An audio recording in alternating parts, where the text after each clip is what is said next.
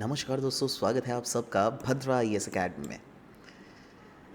आज है स्टार्ट कर रहे हैं करंट अफेयर्स, दैट इज प्रतिदिन current affairs news discussion of 9th of March and we are covering it from the perspective of UPSC as well as APSC. So let's start. तो सबसे पहला जो यहाँ पे न्यूज़ है वो है ट्री फेलिंग इन असम। बहुत ही चौंकाने वाला इनफैक्ट न्यूज़ है। रिसेंटली क्या हुआ था ना, RTI that is right to information act के तहत असम गवर्नमेंट से पूछा गया दैट बताइए असम स्टेट्स में कितने सारे ट्रीज को काटा गया है ना। और ये डेटा लिया गया है सिंस मई 2016, है ना।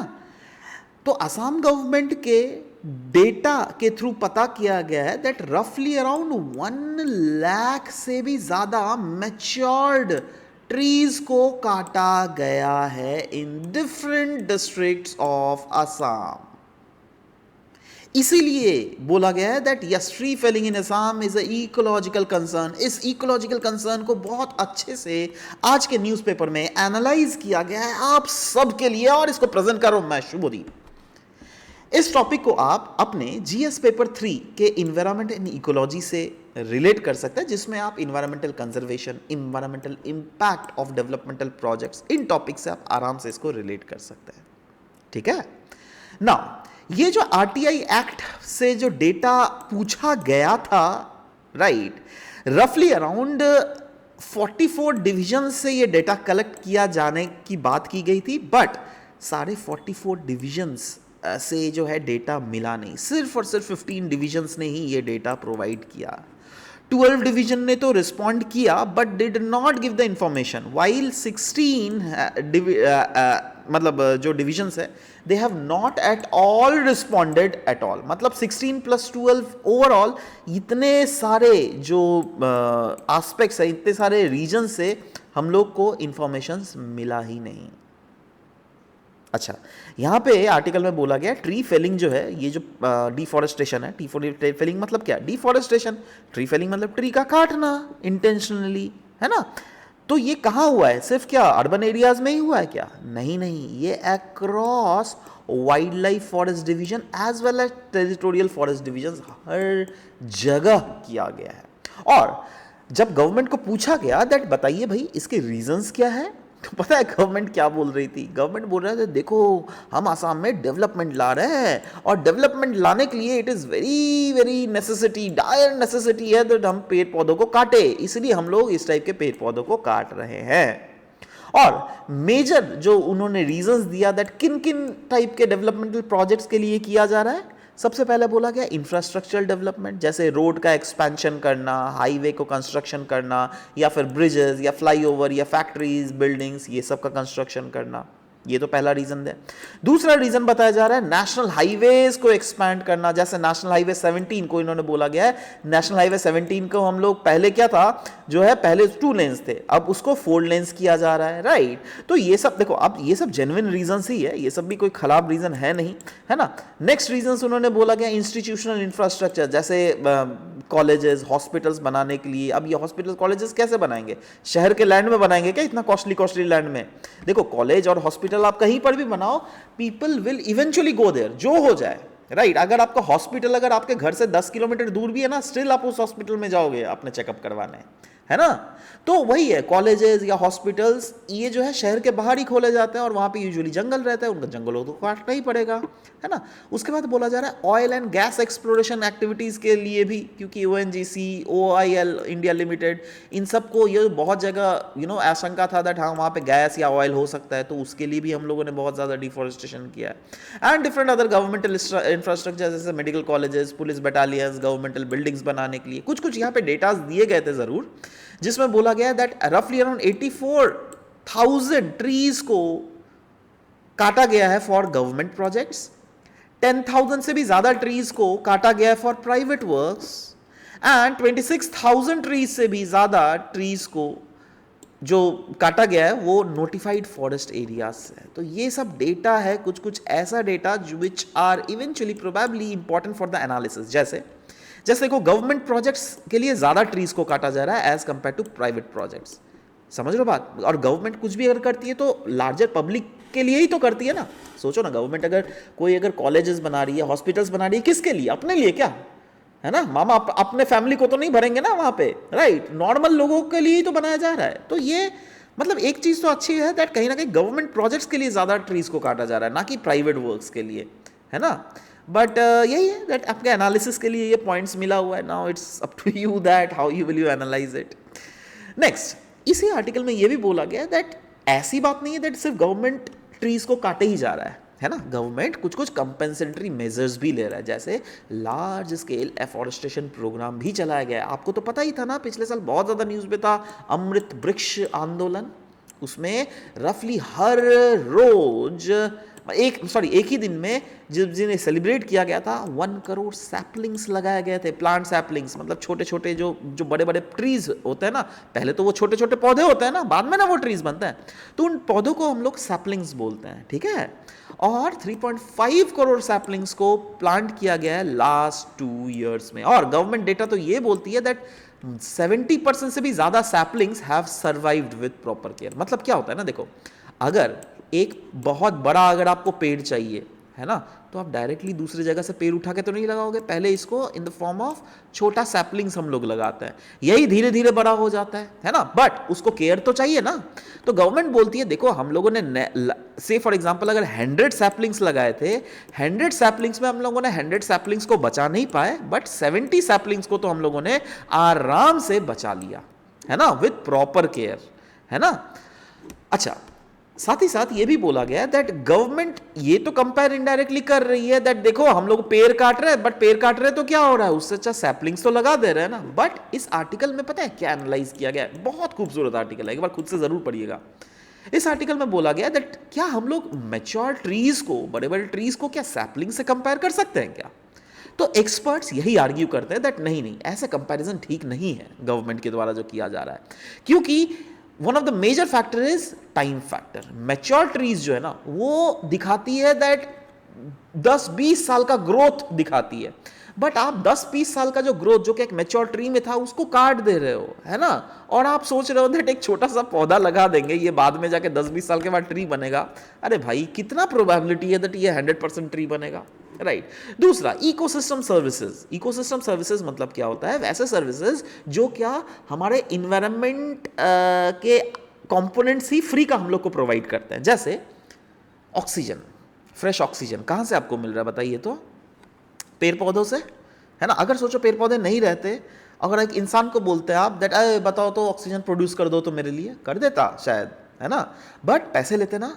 बट क्या पेड़ पौधा आपसे पैसे चार्ज कर रहे हैं क्या? नहीं, राइट, फ्री का कर दे रहे हैं ना।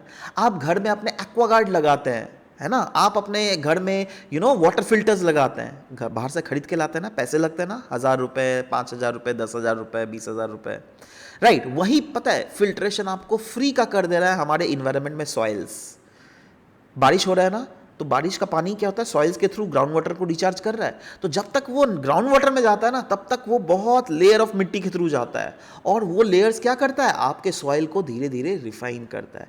तो इस टाइप के सर्विसेज जो इकोलॉजी के द्वारा फ्री का हम लोग को प्रोवाइड किया जाता है ना, we call them as ecosystem services. और ये जो मैच्योर ट्रीज जो है ना, वो हम लोग को ज़्यादा अच्छे तरीके से इकोसिस्टम सर्विसेज प्रोवाइड करते हैं, जैसे कार्बन स्टोरेज करते हैं, एक्सेस जो हमारे इन्वायरमेंट में कार्बन है उसको एब्जॉर्ब करते हैं, ऑक्सीजन को प्रोड्यूस करते हैं, सॉइल को प्रोटेक्ट करते हैं, वाइल्ड लाइफ के हैबिटेट, ऐसे बहुत सारे माइक्रो ऑर्गेनिजम्स होते हैं, बहुत सारे पक्षियाँ होती है जो कि अपना जो नेस्ट है वो कहाँ पर बनाती है, पेड़ पौधों पर बनाती है। तो पेड़ पौधे तो फ्री का उन लोग को नेस्ट प्रोवाइड करके दे रहे हैं ना, राइट। क्लाइमेट को रेगुलेट करने में काम देता है। और आप वहीं पर बता रहे हैं दैट अरे भाई हमने 100 ट्रीज को काटा तो क्या हुआ, हमने 500 सैपलिंग्स लगा लिया। अरे ऐसा थोड़ा ना चलता है भाई, you can not compare these two aspects, है ना। तो यही बोला गया, saplings may take many decades to provide these benefits which these trees can not provide. समझ रहे हो बात? तो ये एस्पेक्ट्स है दैट यही बहुत खूबसूरत कंपैरिजन किया गया इस आर्टिकल में। साथ ही साथ ये भी बोला गया दैट इससे जो है ना बायोडाइवर्सिटी का भी लॉस हो रहा है और माइक्रो क्लाइमेटिक चेंजेस भी आ रहे हैं। जैसे अगर आपने, जैसे मैंने बोला ना दैट एक अगर ट्री को आपने काटा है ना, तो वो आपने सिर्फ ट्री को ही नहीं काटा, ट्री के जो ऊपर में बहुत सारे पंछियों ने अपना नेस्ट बनाया था उसका नेस्ट को भी आपने तोड़ दिया। इस ट्री के रूट्स में जो बहुत सारे माइक्रो ऑर्गेनिजम्स थे उस माइक्रो ऑर्गेनिजम्स का भी घर आपने हटा दिया। मतलब ओवरऑल बायोडाइवर्सिटी का एक लार्जर लॉस हो रहा है। यही नहीं, माइक्रो क्लाइमेट में भी चेंज आ रहा है, क्योंकि सोचो पेड़ पौधे अगर कहीं पर होते हैं ना, तो आपको जैसे गर्मियों के समय में देखना, आप एक गौर कीजिएगा, पेड़ पौधे के सामने रहना आपको ज्यादा पसंद है या खुले आसमान के नीचे? बताइए तो। पेड़ पौधे के सामने ना, क्यों? क्योंकि आपको हल्का फुल्का ठंडा लगता है। मतलब क्या, माइक्रो रीजन में ये क्लाइमेट को भी रेगुलेट करता है पेड़ पौधा। समझ लो बात, राइट? वही बोला गया है, अगर आप इसको काट दोगे तो क्या होगा, वाइल्ड लाइफ का हैबिटेट वो डिस्टर्ब हो रहा है। और यही नहीं, कार्बन सिक्वेस्ट्रेशन में भी कहीं ना कहीं हमें डिक्लाइन देखने को मिलता है। ठीक है, और इसके इन्वायरमेंटल इम्प्लीकेशंस भी है, जिसमें शॉर्ट टर्म इम्प्लीकेशंस भी है, लॉन्ग टर्म इम्प्लीकेशंस भी है। शॉर्ट टर्म इम्प्लीकेशन मतलब जैसे हैबिटेट डिस्ट्रक्शन होना, उस रीजन का एयर क्वालिटी डिग्रेड होना, सॉइल का इरोजन होना। और लॉन्ग टर्म डिग्रेडेशन मतलब क्लाइमेट चेंज एक्सेलरेट होना, बायोडाइवर्सिटी का लॉस होना, और इकोसिस्टम जो हम लोग को रेजिलियंट प्रोवाइड कर रही है ना, वो रेजिलियंस का लूज होना। क्या रेजिलियंस प्रोवाइड कर रही है? जैसे सोचो एक पहाड़ है, राइट? पहले बहुत सारे इस पहाड़ में पेड़ पौधे लगे हुए थे, तो यहाँ पे लैंडस्लाइड भी नहीं हो रहा था, तो यहाँ पे आप अपना घर में आराम से बना के रह सकते थे घर। बट अचानक से क्या हो गया, पॉपुलेशन आने लग गई, उन्होंने पेड़ पौधे काटने लग गए, पेड़ पौधे सारे फेल डाउन। तो अब क्या होगा? क्या ये पेड़ पौधे ने पहले क्या किया था? इस जमीन को होल्ड करके रखा था ना। अब कोई जमीन को होल्ड कर पाएगा? नहीं। थोड़ा भी कुछ भी अगर होने से ना ये जमीन नीचे चला आएगा। तो क्या होगा? हो रहा है ना, इको डिक्लाइन हो रहा है ना इकोसिस्टम का, रेजिलियंस का। पहले पेड़ पौधे थे तो उसने चारों तरफ से आपको सेफगार्ड किया हुआ था, रेजिलियंट रीजन था ये। बट अभी सारे पेड़ पौधों ने काट दिया ना आपने, तो ये बिल्कुल इसका रेजिलियंस कम हो गया। समझ रहे हो बात?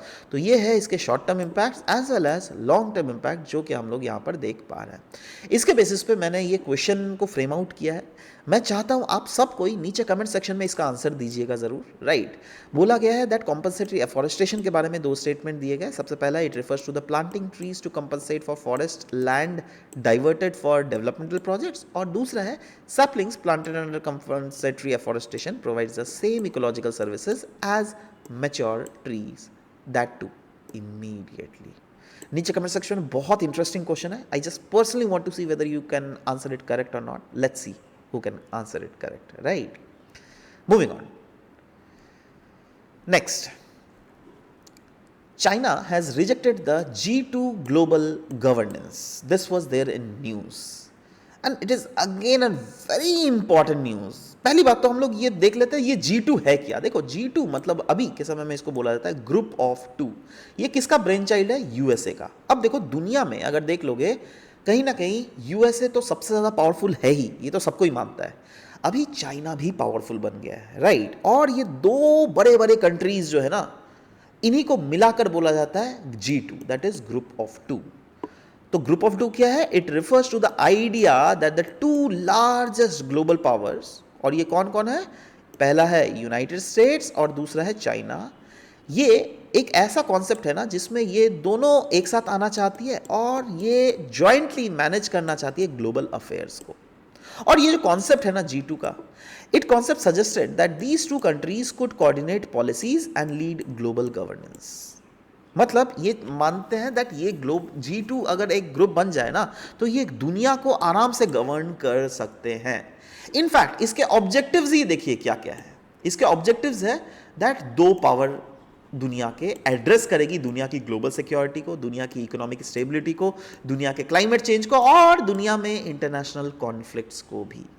बट इस न्यूज का हेडिंग क्या था? दैट चाइना ने रिजेक्ट कर दिया G2 ग्लोबल गवर्नेंस को। मतलब चाइना बोल रही है, देखो भैया, हम इस ग्रुप में भले बना लो, बट हम इस ग्रुप में रहकर दुनिया को गवर्न बिल्कुल नहीं करना चाहते हैं, क्योंकि हम लोग मानते हैं दैट 2 पावर दुनिया को गवर्न नहीं कर सकती है। दुनिया को गवर्न करने के लिए एक मल्टीपोलैरिटी होना बहुत जरूरी है। और इस आर्टिकल्स के लिए, इस आर्टिकल को पढ़ने के बाद ना लिटरली मेरे चाइना के लिए इज्जत बढ़ गया यार दिल में, है ना। क्योंकि एक ऐसा सिचुएशन में जब यूएसए जैसे कंट्री दूसरे कंट्रीज को दबाने के लिए क्या क्या नहीं कर रहे हैं, है ना, एकदम one of the most violent फालतू कंट्री मैं बोल सकता हूं, जो दुनिया में हर जगह लड़ाई कर रहा है, किसी कहीं पे बम गिरा दे रहा है, बिना मतलब का कॉन्फ्लिक्ट में आ जाता है। वहीं पर चाइना ने इतना समझदारी के साथ ये चीज दिखाया। And I am telling you, है ना, from the analysis of my angle of Jio perspective, China इसके लिए दुनिया में इतना इज्जत मिलेगा ना उसको, है ना, just because of this very fact. क्योंकि